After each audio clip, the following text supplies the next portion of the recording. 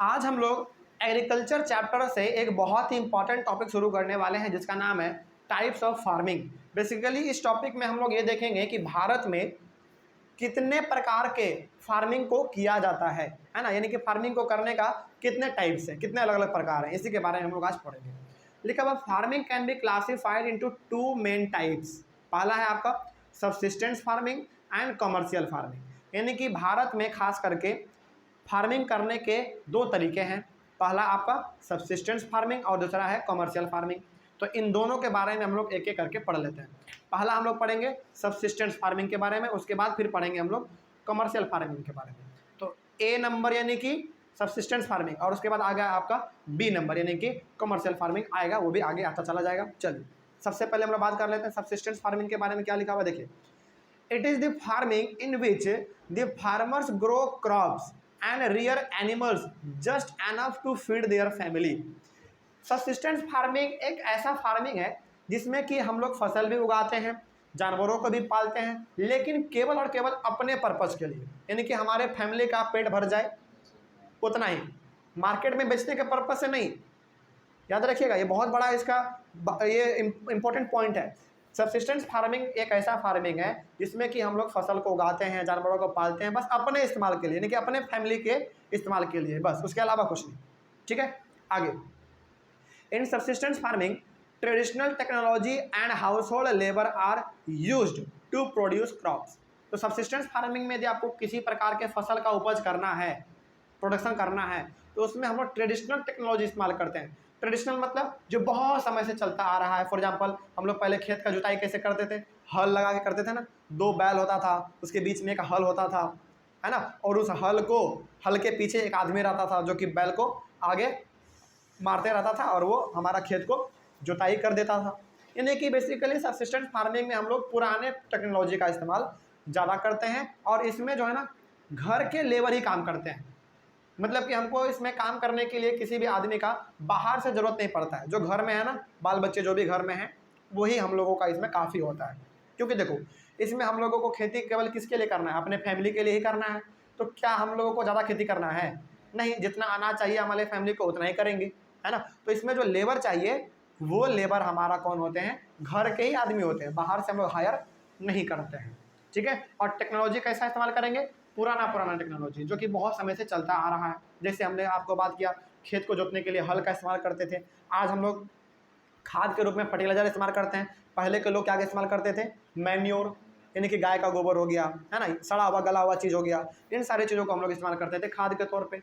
Basically subsistence farming में पुराने technology का इस्तेमाल ज़्यादा होता है और उसमें लेबर जो होते हैं वो घर के ही आदमी होते हैं। ठीक है, आगे। Subsistence farming can be further classified as intensive subsistence farming and primitive subsistence farming. देखिए यहाँ पे ना कंफ्यूज बिल्कुल भी नहीं होना है। पहला बात तो फार्मिंग को हमने दो भाग में बांटा, पहला सबसिस्टेंस और दूसरा कमर्शियल। ठीक है, और सबसिस्टेंस भी हमारा दो प्रकार का हो गया, पहला इंटेंसिव और दूसरा प्रिमिटिव। इन दोनों के बारे में पढ़ लेते हैं। इन दोनों को पढ़ने के बाद हमारा कौन सा आएगा, कमर्शियल फार्मिंग आएगा, यानी कि सेकंड टाइप आएगा। ठीक है, चलिए इन दोनों के बारे में पढ़ लेते हैं कि इंटेंसिव और प्रिमिटिव क्या होता है। देखिए, in intensive subsistence farming the farmer cultivates a small plot of land using simple tools and more labour. देखिए इंटेंसिव सबसिस्टेंस फार्मिंग में हम लोग जो है ना खेती करते हैं, लेकिन बहुत ही छोटे से प्लॉट पे, बहुत ही छोटे से प्लॉट पे, ज़्यादा हमारा बड़ा उतना प्लॉट नहीं होता है। और इसमें जो हम लोग औजार इस्तेमाल करेंगे, जो टेक्नोलॉजी इस्तेमाल करेंगे, वो बहुत ही सिंपल होगा। सिंपल मतलब पुराना टेक्नोलॉजी होगा, है ना, एंड मोर लेबर। लेकिन इसमें लेबर का ज़रूरत ज़्यादा पड़ता है। लेबर का ज़रूरत मतलब ये हो गया, अच्छा आपको थोड़ा बहुत कन्फ्यूजन हो गया होगा कि सर जब ये इंटेंसिव सबसिस्टेंस फार्मिंग हमारा किसका टाइप है, सबसिस्टेंस फार्मिंग का टाइप है, और इसमें हम लोगों को छोटे से लैंड पे ही कल्टीवेट करना है, तो यहाँ पे हमारा जो है लेबर जो है हमारा घर का ही लेबर ज़रूरत पड़ता है। तो इसमें आपने यहाँ पे मोर लेबर क्यों कहा, यहाँ पे हमने मोर लेबर इसलिए कहा है ना ताकि इसमें, अच्छा मोर लेबर का मतलब क्या, बाहर के लेबर नहीं, मतलब घर के ही लेबर लेकिन ज़्यादा, है ना। तो यहाँ पे कन्फ्यूज नहीं होना है कि मोर लेबर यहाँ पे सर ने लिख दिया मतलब कि बाहर के लेबर नहीं, हाँ हायर किया हुआ लेबर इसमें काम नहीं करते हैं।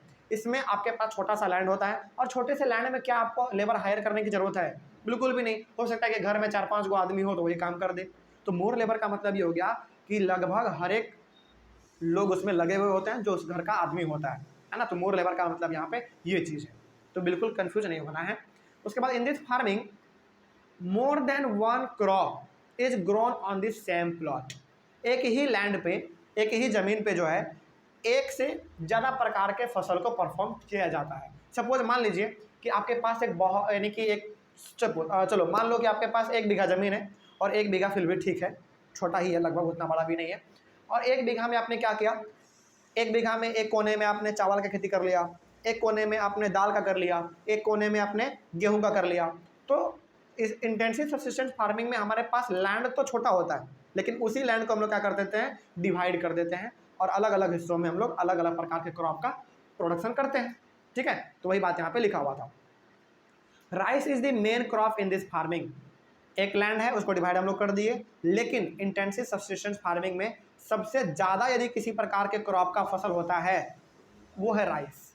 ठीक है, आगे अदर क्रॉप्स इंक्लूड वीट, मेज, पल्सेस एंड ऑयल सीड्स। हालांकि ज़्यादा तो राइस ही उगाए जाते हैं, लेकिन राइस के अलावा भी कौन कौन से हैं, जैसे वीट है, वीट मतलब गेहूँ, मेज मतलब मक्का जिसको हम लोग हिंदी में कभी कभी भुट्टा भी कह देते हैं आम लैंग्वेज में, पल्सेस यानी कि दाल, ऑयल सीड्स मतलब तेल, जैसे सरसों हो गया, सनफ्लावर हो गया, ग्राउंड नट हो गया, इन सब का भी हम लोग फसल कर लेते हैं।